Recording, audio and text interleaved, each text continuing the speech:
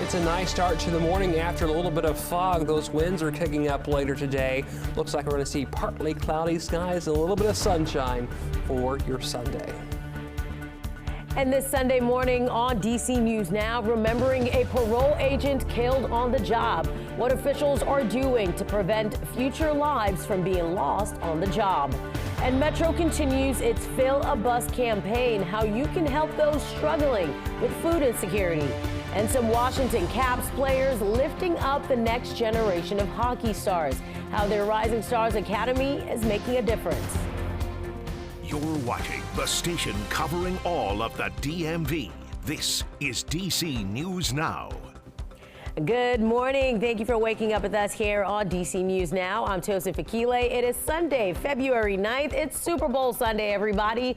Your time is 7 o'clock. Our weather here in the DMV doesn't really feel like football weather. That's just my opinion. Let's send you outside right now with a live look over the horizon. You can see the Washington Monument off in the distance, the beautiful colors in the sky as the sun, I presume, would be up really soon. Not a bad weather day, at least compared to what we had yesterday. Meteorologist Derek Bowen on the desk with me this morning.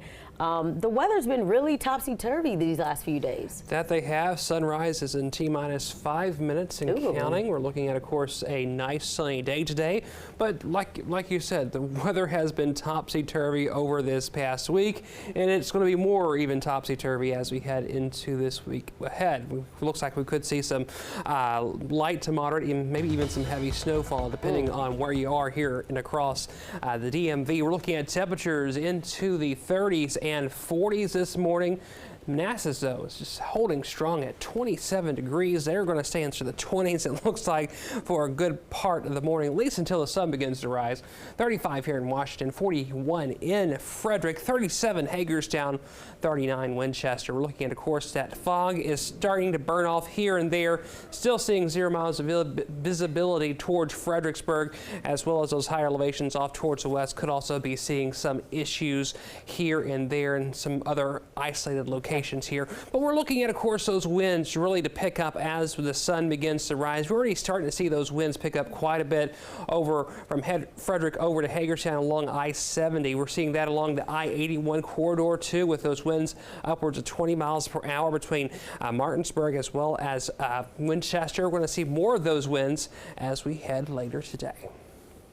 All right, Derek, thank you. And this quiet morning wasn't necessarily the case yesterday, as much of the region getting some snow and sleet yesterday during the day. The video on the left is from Georgetown. The video on the right is from Marshall, Virginia in Fauquier County.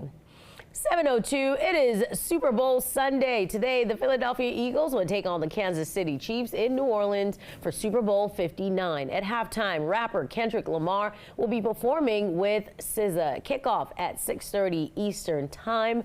Bars and restaurants across the DMV will have watch parties for that big game. And we'll have a live interview coming up this hour with our reporter in New Orleans, talking about some big exciting things before the game. And if you're wondering where meteorologist Brittany Ward is, she's an Eagles fan, unfortunately. She's out in Philly cheering on her team. All right, switching gears now, 7:03. A scathing new report describes Maryland's Public Safety Department as an unsafe workplace. A citation from the state's Labor Department claims conditions led to last year's murder of a parole agent. Our Dave Laval has the details from Chevy Chase. Round Hill Apartments in Chevy Chase is where Davis Martinez lost his life last May after the parole agent came to check on a recently released convicted felon. The Maryland Labor Department has issued recommendations to prevent the loss of another parole agent. We've been crying for a very long time. But Renika Robinson believes things are about to improve for her and Maryland's other parole agents. Investigators said Emmanuel Sewell had beaten and stabbed the 33-year-old parole agent to death at his home May 31st, 2024. Police found Martinez's body later in the day after he failed to report in to supervisors. It's tough. I'm able to speak with his family, and it's hard, for them. It's hard for all of us. The Maryland Labor Department issued the Public Safety Department a January 28th citation. much to the relief of Robinson, who heads the union that represents parole agents. It went from us just crying for help to now having another agency come in and validate that the things we've been trying to bring to our administration's attention for years. There are a lot of really good recommendations. Recommendations include 2 agents be sent on home visits, 2-way radios, and well-fitted bullet and stab-proof vests. And it also lays out ways that, we can be safe. Authorities arrested Sewell in West Virginia a day after Martinez died. He's still waiting to stand trial for second-degree murder. The citation says the Public Safety Department has until March 3rd to meet those recommendations. It does not say what will happen if those recommendations are not met. In Chevy Chase, Maryland, Dave Laval, DC News Now. Dave, thank you for that report. In the district, a 17-year-old boy is recovering after being shot in Southeast. Police say it happened yesterday afternoon on Stanton Road near Suitland Parkway. The boy was reportedly conscious and breathing when he was taken to the hospital. Investigators are now looking for a suspect that's about 5'3" wearing a blue Canada Goose jacket and blue jeans at the time of the shooting. If you have any information, contact police. And DC Fire and EMS say 2 people were hurt after an apartment fire in Northeast. It happened yesterday at about 2 p.m. along Kendall Street near Capitol Avenue. Fire officials say 60 firefighters responded to the fire that broke out in the basement of the building. 6 adults were told are now without a home. 3 people were evaluated on the scene, 2 taken to the hospital with minor injuries. 7:06, officials say all of the major wreckage has been recovered from that mid-air collision near Reagan National Airport, but they're still looking for some minor debris. Salvage operations continue on the Potomac River as crews recover debris. That crash killed all 67 passengers on both the American Airlines jet and the Army helicopter. The National Transportation Safety Board is still working to investigate what exactly happened. Worthy of every song we could ever sing. And the La Plata community coming together to remember the lives lost in that mid-air collision. New Life Church in that community hosted a night of prayer and encouragement for all those impacted. It was live streamed at places of worship around the DMV, including in Alexandria, Virginia, and Prince Frederick, Maryland. And you can check out all our coverage of that mid-air collision on our website, dcnewsnow.com. You'll find more information about the victims and the latest on that investigation when we're not on air.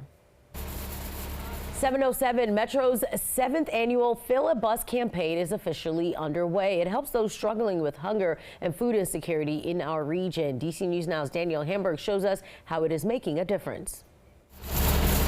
Giving back one cartful at a time. Metro's Fill a Bus campaign is encouraging people to help others. For all the people who can't come to the grocery store and buy everything that they need. Partnering with the Capital Area Food Bank and Giant, Metro Vice President Erica Cunningham hopes this will be a big success. We're part of the community of the DMV, so our employees are very committed to days of service and giving back to the community, and this is just one way we do that. Metro's goal is to raise $18,000 and collect 5,500 pounds of food to fill a bus and provide 41,000 meals. Thank you so much for donating. This is really going to help a lot of people. James Bland recognizes the necessity. We have some salmon, we have some tuna, a lot of healthy stuff, and some greens. We need our greens. He and his wife made a big donation with their kids in tow. So as they grow older, they'll know it's good to give to others who may not be able to have food for themselves. The Capital Area Food Bank says 1 in 3 people in the region faces hunger. So by giving back, these people are ensuring families, seniors, and those in need get nutritious food to live a healthy life. Always feels good to give back to the city and the surrounding communities. In Hyattsville, Daniel Hamburg, DC News Now. Daniel, thank you. And gathering supplies for Metro's campaign continued this weekend. A spokesperson from Giant talks about why he believes it's so important to participate. Events like this are so important because not only are we raising funds, collecting much needed food, but we're also raising awareness about food insecurity in our region, which will just help overall tackle the difficult issues that we're facing as a community. So one, it's great to collect money, it's great to collect food, but it's also great to raise awareness about an important cause.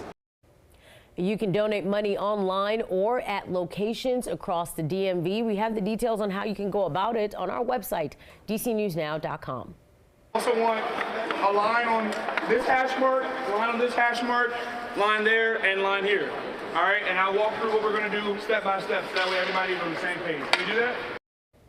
The Washington Capitals players giving back to the community. Multiple players, including Pierre-Luc Dubois and Lars Eller, hosted their Rising Stars Academy yesterday. The academy featured 24 minority high school athletes, and these athletes took part in skill development sessions, learning about healthy eating habits, all of it for free. All right, it is 7:10. Time to check in with meteorologist Derek Bowen. And Derek, that sunrise coming up behind you looks absolutely stunning. It does, absolutely indeed. With all the colors out there this morning, it is a lovely start to your Sunday. We had temperatures this morning into the 30s as well as the 40s. We still have some fog in and around the region, but those winds as we head later on into the morning, into the early afternoon, will really help that fog burn off, per se, as we head into the later portions of the morning. We have, of course, relative humidity around 92%, dew point around 33, just 2 degrees shy of that 35 air temperature. Looking at today, though, we're looking at a high of 47. That's close to the average for this time of year.